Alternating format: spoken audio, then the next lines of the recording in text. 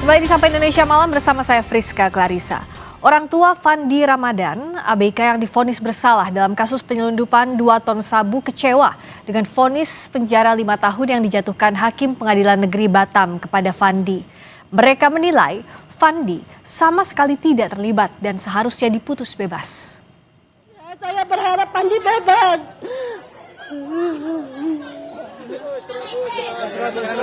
Tangis ibunda Fandi Ramadan pecah di luar Pengadilan Negeri Batam usai mendengar vonis hakim kepada anaknya. Nirwana kecewa atas vonis 5 tahun penjara kepada Fandi. Menurutnya Fandi seharusnya divonis bebas karena sama sekali tidak mengetahui bahwa kapal tempatnya bekerja membawa 2 ton sabu karena Fandi hanyalah ABK yang baru bekerja 3 hari. Namun orang tua belum memutuskan langkah hukum selanjutnya pasca vonis tersebut. Kalau hanya pokok-pokoknya saja yang dibacakan. Menanggapinya berarti anak saya belum dapat keadilan. Anak saya belum dapat keadilan. Di mana keadilan untuk anak saya yang tidak pernah dibuatnya, yang tidak pernah diperbuatinya, pekerjaan yang tidak pernah diperbuatinya. Di mana keadilan untuk anak saya? Saya hanya bermohon untuk keadilan anak saya.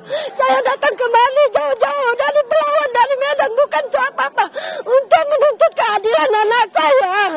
Anak saya hanya bekerja, bukan anak saya terlibat dengan jaringan narkoba. Enggak, anak saya hanya bekerja sebagai mesin ABK.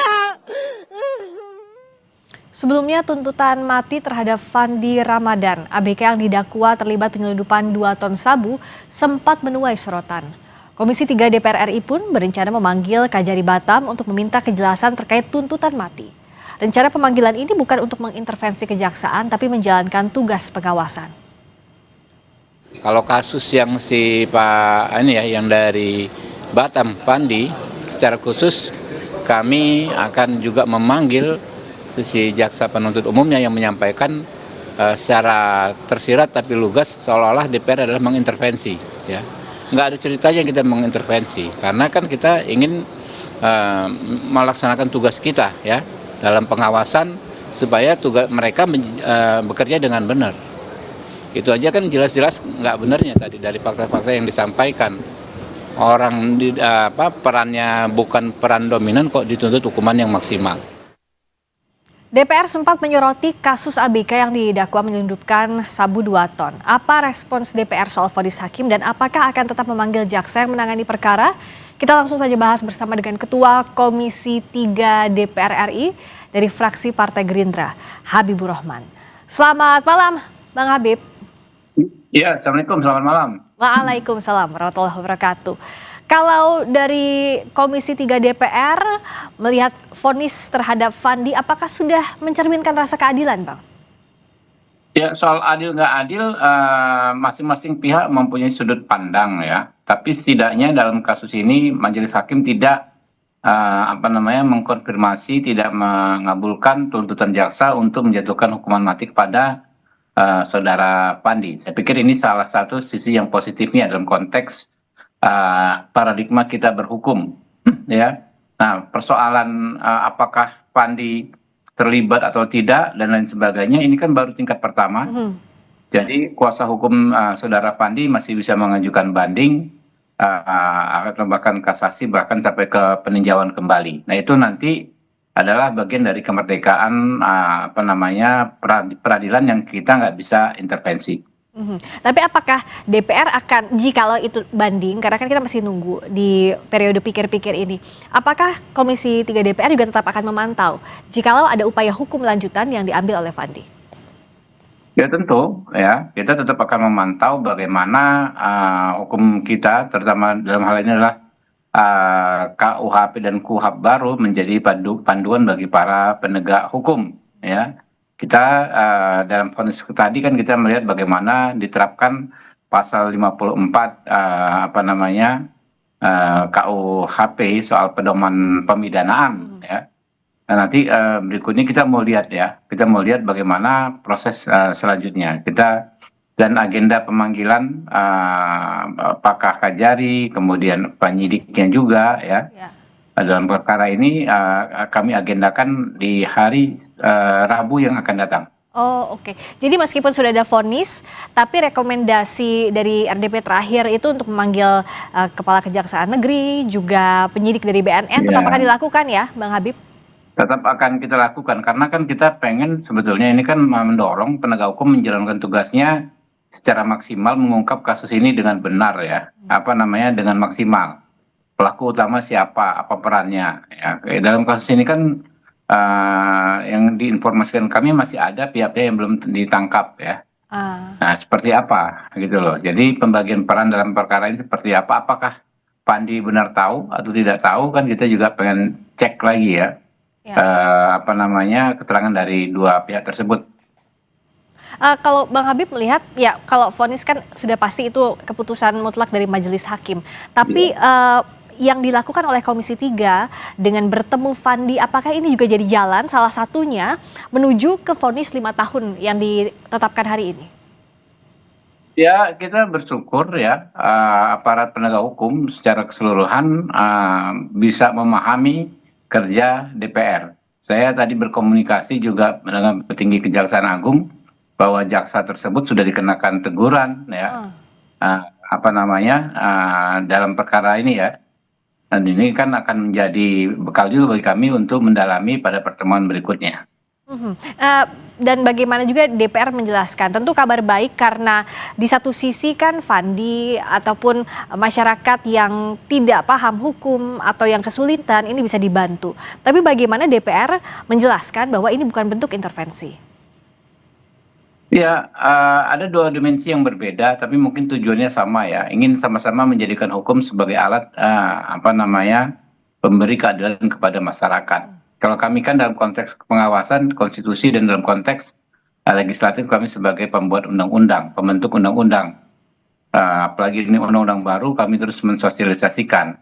Kemudian terkait pengawas ya, kami juga memiliki kewenangan ya, mengingatkan para penegak hukum, walaupun nggak bisa mengintervensi, tapi kami bisa mengingatkan. Dan apabila ya kan ya poin-poin yang kami sampaikan tidak dijalankan, maka hal tersebut akan menjadi bahan evaluasi kami ya kepada kementerian atau lembaga yang menjadi mitra kami tersebut. Jadi ini dimensi yang berbeda. Kalau kami kan di dimensi konstitusional. Kalau para pihak, jaksa, terpidana, kuasa hukum itu dimensi hukum praktek hukum acara pidana. Dan bicara soal kasus Fandi ini, saya yakin yang meminta bertemu dengan Komisi 3 DPR itu banyak sekali, jumlahnya bisa ratusan, ribuan bahkan. Tapi kenapa atensi diberikan untuk kasusnya Fandi, Bang Habib?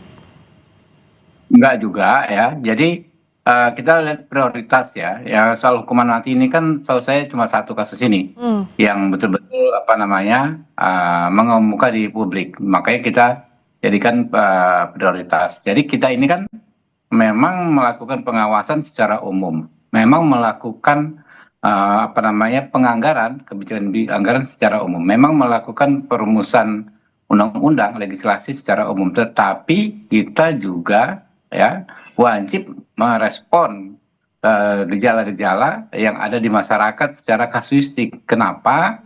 Karena itulah cara kita menyambungkan ya antara hal-hal umum tadi dengan hal-hal teknis yang sifatnya praktek di lapangan, biar nyambung gitu loh.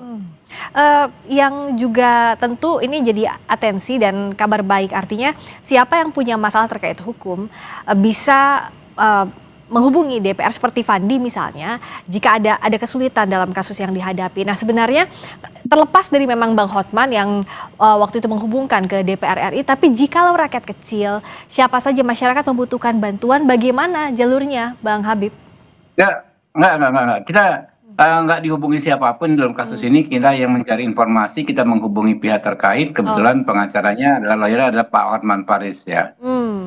Di perkara-perkara yang lain kita juga tidak dihubungi lebih dahulu, justru kita yang proaktif ya, menghubungi pihak-pihak yang terkait. Jadi namanya DPR kan terbuka ya. Siapapun yang mengadukan permasalahannya silakan datang ke DPR, walaupun ya DPR ini bukan lembaga peradilan. Kami perlu ingatkan ke teman-teman ya. Jadi jangan jadi alat untuk seolah-olah memposisikan DPR sebagai Shortcut lembaga gitu ya Bang ya, peradilan. bukan ya? Bukan seperti itu, ya. Bukan begitu. Ya. Karena tadi disebutkan ini bukan shortcut, tapi setidaknya Iya. penghubung sebagai alat pengawasan. Iya. Nah kalau Iya, betul. Bang Habib melihatnya dari belajar dari kasus Fandi, sebenarnya apa saja sih yang masih harus dievaluasi dari sistem hukum kita? Dari yang Bang Habib awasi dari beberapa kasus pada saat Fandi, juga kan ada kasus lain juga yang dilaporkan. Nah sebenarnya apa sih yang masih harus diperbaiki dalam waktu dekat, apalagi dengan berlakunya KUHP dan Ya, KUHP yang baru?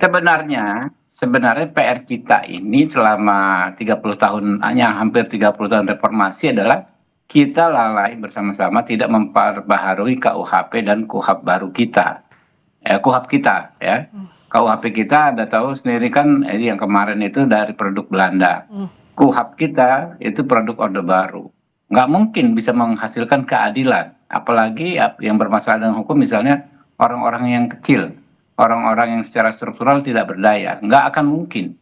Nah, kita sudah selesaikan sebetulnya masalah-masalah besarnya di situ semua, mulai dari bagaimana memperkuat posisi warga negara terhadap negara ya, dengan peningkatan peran advokat ya, kemudian institusi penahanan, institusi pra peradilan, itu semua sudah kita rombak habis di KUHP yang baru. KUHP yang baru juga paradigmanya sudah bergeser secara ekstrim dari retributif menjadi rehabilitatif, ya, dari keadilan formil menjadi keadilan substantif.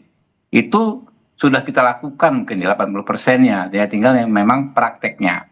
Prakteknya saya monitor ya, sudah banyak teman-teman aparat penegak hukum yang memaksimalkan ya aturan-aturan baru dalam KUHP dan KUHP baru. Kita contoh misalnya di Aceh, di Sumatera Selatan sudah banyak pengadilan yang memberikan putusan permaafan. Ya, kalau Anda kemarin ada putusan misalnya pidana pengawasan yang di aktivis itu ya, influencer itu yang perempuan itu juga produk di KUHP dan KUHP yang baru. Jadi sudah banyak, tetapi memang masih ada yang belum memahami dan belum mempedomani secara maksimal KUHP dan KUHP baru ya. Nah, ini yang terus akan kita ingatkan. Ya. Kembali lagi terakhir untuk kasus Fandi, apa yang ingin ditegaskan DPR dari nanti saat memanggil jaksa pada Rabu, dan juga bagaimana DPR untuk memantau perjalanan kasus Fandi ke depannya jika ada upaya hukum lanjutan? Silakan Bang. Ya, kita ingin ya mengkonfirmasi hal yang disampaikan para pihak kemarin hadir. Misalnya penyediaan advokat bagi Fandi itu bukan atas kemerdekaan beliau memilih, tapi advokat yang disediakan oleh penyidik. Ini kan kontradiktif ya, ada kepentingan yang berbeda antara penyidik dengan tersangka. Kok advokatnya disediakan oleh penyidik? Ini advokatnya nanti loyalnya ke siapa? Ke penyidik apa ke si tersangka? Itu kan pertanyaan.